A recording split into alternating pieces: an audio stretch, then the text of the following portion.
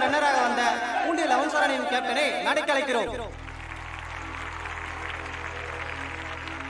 அவருக்கு நமது வாலாஜாப்பேட்டை நகரமன்ற தலைவர் திரு முனிசாமன் அவர்கள் கோப்பையையும் ரூபாய் 10,000 பரிசு தொகையையும் வழங்குவார். அடுத்து இறுதிப்பட்டியில் வெற்றி பெற்ற வாலாஜா எஃப்சி அணிக்கு நமது வேலூர் மாவட்ட ஆட்சித்தலைவர் அவர்கள் கோப்பையையும் ரூபாய் 15,000 பரிசு வழங்குவார்.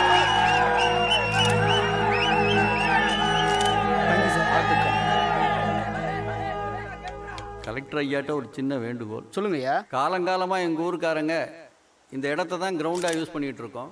ஆனால் இந்த இடத்துக்கு சரியான பாதுகாப்போ பராமரிப்போ இல்லை. அப்பப்போ யாராவது குடிசையை போட்டுறாங்க. அவங்கள காலி பண்ணுறதுக்குள்ளார போதும் போதும்னு ஆயிடுது. நானே இந்த ஊருக்கு 15 வருஷமாக கவுன்சிலராக இருந்திருக்கேன். பல முறை எங்கள் சேர்மன்ட்ட சொன்னேன், இந்த கிரவுண்டை சுற்றி ஒரு காம்பவுண்டு போடுங்கன்னு. காதிலேயே போட்டுக்கல. எங்கள் தொகுதி எம்எல்ஏ எம்பி எல்லார்கிட்டையும் தான் மனு கொடுத்தேன். எந்த பிரயோஜனமும் இல்லை. எங்கள் ஊர்க்காரங்க சார்பாக இந்த கோரிக்கையை உங்கள்கிட்ட வைக்கிறேன். உங்கள் மூலமாவது இந்த இடத்துக்கு ஒரு நல்ல விடிவு காலம் பிறக்கணும்.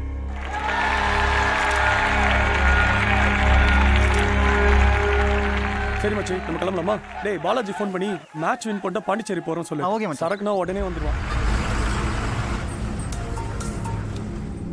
எங்கடா இருக்க? காஞ்சிபுரத்தில். நாளைக்கு காலையில் என் பணம் வரணும். இல்லை நான் உங்கள் வீட்டுக்கு வருவேன். என்னை பற்றி தெரியல. காலைல வந்துடும்ண்ணே. ஏமாத்தணும்னு நினச்சேன். இல்லைண்ணே, கண்டிப்பாக நாளைக்கு கொடுத்துருவேண்ணே. அண்ணா சதீஷ் அண்ணா பிராக்டிஸ் பண்ண கிட் பேக் எடுத்துட்டு வர சொன்னாங்க. டேய் இந்த பேட் எடுத்து போ.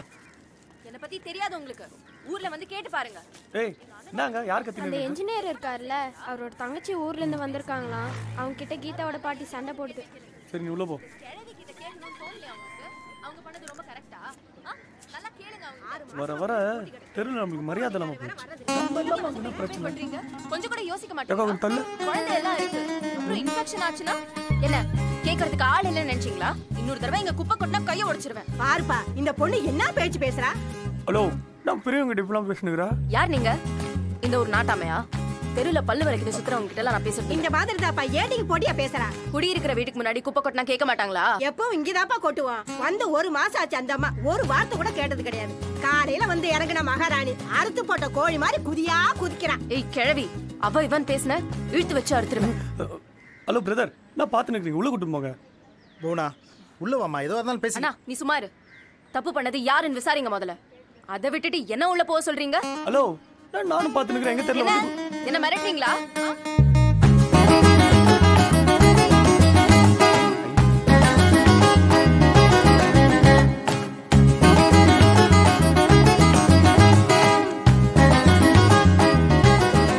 பேசுறீங்களே? வாங்க ஸ்டேஷனுக்கு போவோம் வாங்க. என்ன உனக்கு பிரச்சனை? இங்க குப்பை கொட்டக்கூடாது அவ்வளவுதானே? இனிமே அவங்க கொட்ட மாட்டாங்க. பாட்டி இனிமே இங்க போடாது சரியா? நாளைக்கு கொட்டினாங்கன்னா என் வீட்டு குப்பை அவங்க வீட்டு குப்பை எல்லாத்தையும் உன் வீட்டுல கொட்டுவேன். தெருவே குடும்ப குடும்பமா நின்னு வேடிக்கை பாச்சுனா பாத்துக்கோ. நான் வந்திருப்பேன்ல. சரி அதை விடு. பொண்ணு எப்பரா இருந்தா? என்னடா இன்னும் கேக்கலையேன்னு பார்த்தேன். ஆயாவை பத்தி பேசினா கூட ஆஜராயிடுவல நீ. ஏய் சொல்றா. நான் எங்கடா பேசினேன்? அவன் தான் பேசினான். செம்மையா பேசினான். கேளேன். ஏய் மச்சான் என்னடா பேசுனீங்க? ஏய் ஊடுன வேலைய பண்றா.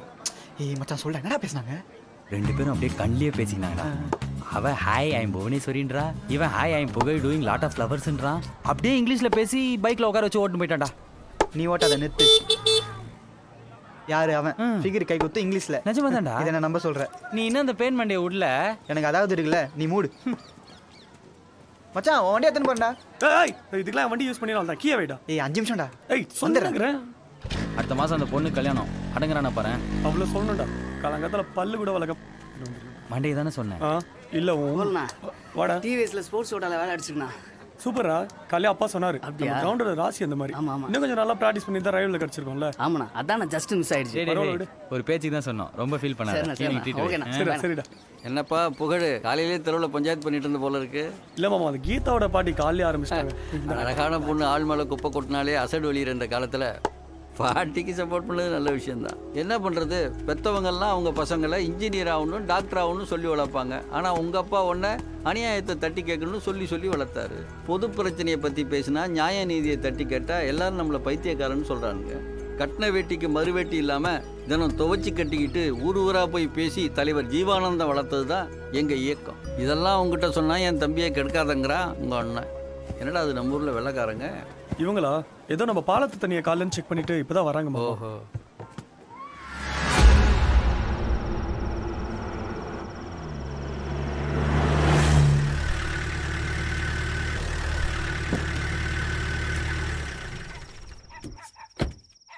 வணக்கண்ணா. என்னடா பண்ணுறான் அவன்? சும்மா தான் உட்காந்துருக்கான். இங்க பாரு தாசு, வெளியே தெரிஞ்சா பெரிய பிரச்சனை ஆயிடும். என்னடா பிரச்சனை ஆகும்? உன்னை யாராவது எதிர்த்தா குவாரி கூட்டு வந்து அடிப்பேன். இதெல்லாம் தெரிஞ்சுதான் தலைமைக்கு எழுதி போட்டேன். என்னடா பெரிய தலைமை? அங்கே இருக்கிறவங்களா யோக்கியமா? எலெக்ஷன் வருது, நகராட்சிக்கு 25 லட்சம் கேட்குறான். உங்கள் ஒப்பீடு காசு வந்தா கொடுப்ப? பெருசாக எழுதி போட்டே தலைமைக்கு மணல் கிடத்துறான், தாராயம் காய்ச்சறான், கட்டை கிடத்துறான்னு.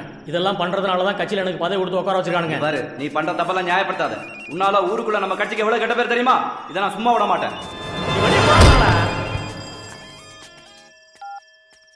என்னண்ணா இந்த நேரத்தில்? டேய், நாளை காலையில் 10 மணிக்கு நிதியமைச்சர் நம்ம ஊர் பக்கமாக தான் பெங்களூர் போறாரு. பார்த்து ஏதாவது மரியாதை செஞ்சு விடு. அண்ணே, என்னண்ணே இப்போ சொல்றீங்க? மணி 4:30 ஆச்சுண்ணே. யோ, என்னையா பேசுற நீ? நாளைக்கு ஏதாவது தேவைன்னு அவரை பார்க்க போனா கேட்பார்ல. உங்க ஊர் பக்கம் வந்தா துண்டு போட கூட எவனும் வரமாட்டேங்கிறான். சரிண்ணே, கோவப்படாதீங்க, ஏற்பாடு பண்றேன். சேர்மன் ஃபோன் பண்றாரு, மினிஸ்டர் ஃபோன் பண்றாரு, என்ன எதுவும் கான்டாக்ட் பண்ணாதீங்க. சரிங்க சார். நானே வேலையை முடிச்சு உங்களுக்கு வாங்க.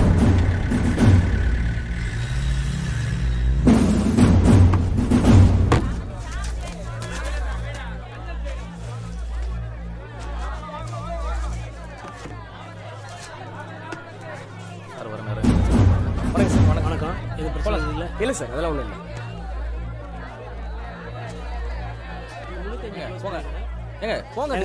புரியாதா?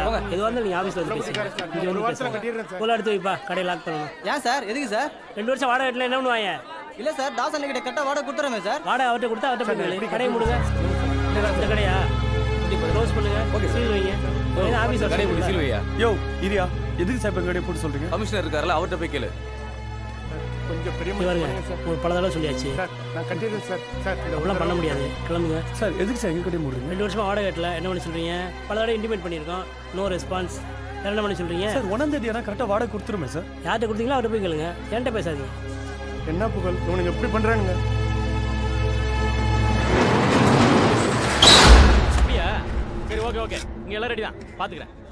ஏய், சீக்கிரம் முடிப்பா, மினிஸ்டர் ஓச்சேரி தான்ட்டாரான். அண்ணா, உங்க அவசரத்துல சிமெண்ட் காயாதண்ணே. பேசாதடா, வேலையை பாரு. ஆமாடா, அன்னைக்கு அனுப்பி வச்சில. ஆமா ஆமா, அதான். ஏய், அவன் அதான் வேணுங்கிறான். ஆமா, பேசி அனுப்பி வை. ஏய், அது கொடுக்க மாட்டோமா? என்னப்பா? கமிஷனர் வந்து கடையை மூடி போயிட்டாரு. அனுப்பிடுறியா? நான் பேசுறேன், போ. ஏய், ஏதாவது சொதக்கிற போறடா, அனுப்பிடுறேன். என்ன சாயங்காலம் லோடு வரும், அப்புறம் இறக்கத்துக்கு இடம் இருக்காதுண்ணா. மாற்றி அனுப்பிச்சு அந்த டென்ஷன் ஆயிடுவோம். பேசுறேன்னு சொல்றேன்ல, இங்கப்பா. ஆமா, அதே இடம் தான், டூரிசம் மங்கலம். இறக்கி விட்டு எனக்கு கால் பண்ணு. அதில் நான் அதை அப்புறம் அந்த ஏய், அதான் பேசுறேன்னு சொல்றாருல, கிளம்பு. ஏய், என்ன கோட்டருக்கு பிரியாணிக்கு கோஷம் போட்டு எடுப்பு வேலை இருந்துச்சியா? கூட சாயங்காலத்து கூட எடுக்கலாம், காஞ்சிடும். ஏய், யாரை எடுப்புன்றா?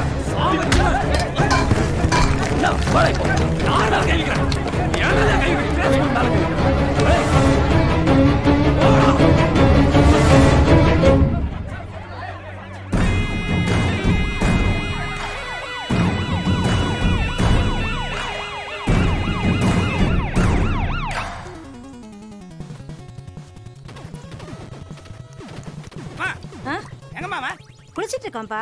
நான் குளிக்கிறாரு அவரு. மறுபடியும் ஊர் உனக்கு கொஞ்சமாச்சும் அறிவு இருக்கடா? எந்த இடத்துல என்ன பேசுறேன்னு உனக்கு தெரியாதா?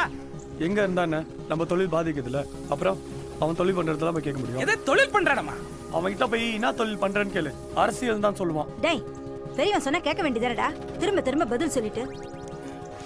ஏய், என்ன பண்ணிட்டு இருக்க? படிக்கிறவன் நடிச்சுக்கிட்டு இருக்கியா? போ, அந்த ரோசா பூவை சித்தப்பா வீட்டுல கொடுத்துட்டு வா. போ.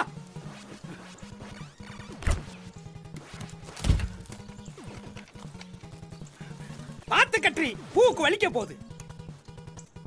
நகராட்சியில் 400 ரூபாய்க்கு வாடகை எடுத்துட்டு நம்மளுக்கு 4000 ரூபாய்க்கு தரான்.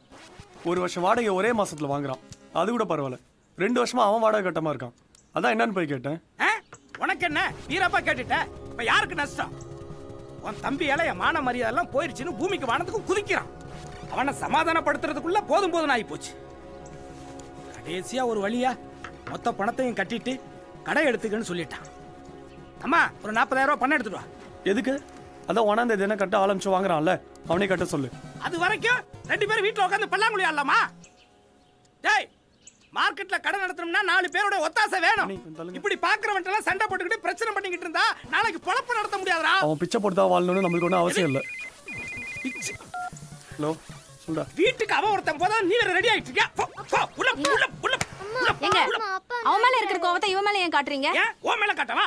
வேலை பறி வெங்காயம். அம்மா, நான் விளையாடணுமா, நான் டியூஷன்ல போக மாட்டேன். வீடியோ கேம் தொட்டு பாரு, கைய வாங்குக்கா.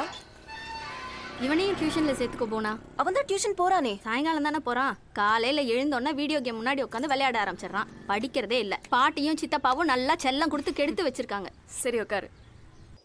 கிரவுண்டில் மீட்டிங் நடக்கிறதுக்கு பர்மிஷன் வாங்குறதுக்கு மட்டும் போலீஸ் ஸ்டேஷனுக்கு நகராட்சியும் அலைன்னு அலையிறானுங்க. மீட்டிங் முடித்தோன்னா அப்படியே எல்லாத்தையும் விட்டுட்டு போயிடறானுங்க. எவ்வளவு குப்பை ஒவ்வொரு தடவையும் நாம தான் க்ளீன் பண்ண வேண்டியிருக்கு. இவங்க மீட்டிங் போகிறதே ஒயின் ஷாப் மட்டும் தான். அவங்களே குடிச்சிட்டு வந்து ஊந்து கிடக்குறாங்க இவங்கள. ஹேய் எந்திரா. இனிமே இந்த கிரவுண்டில் மீட்டிங் நடத்த பர்மிஷன் கொடுக்கக்கூடாதுன்னு கமிஷனர்கிட்ட ஒரு மனு கொடுக்கணும்ப்பா. நேற்று இவங்கனாலே எக்ஸ்ட்ரா 5 லட்சம் ரூபாய் சரக்கு விற்றுருக்கு.